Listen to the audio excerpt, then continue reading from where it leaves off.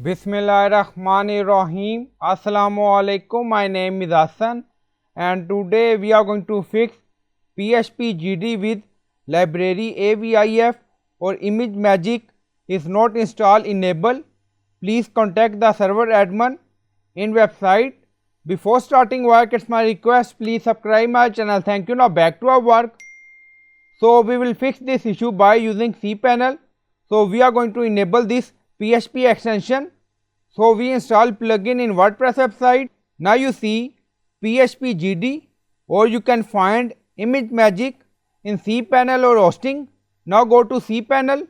So we are in cPanel and now you see software section and then you see PHP selector. So click on it. Now PHP selector open and then you see my domain extension option. So click on PHP extension. So click on it. Now you see current PHP version.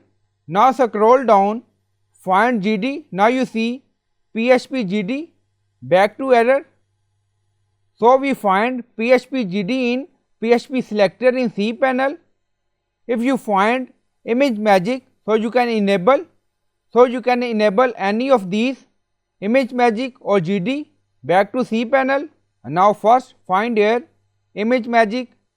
Now you see Imagick, enable this. Scroll down.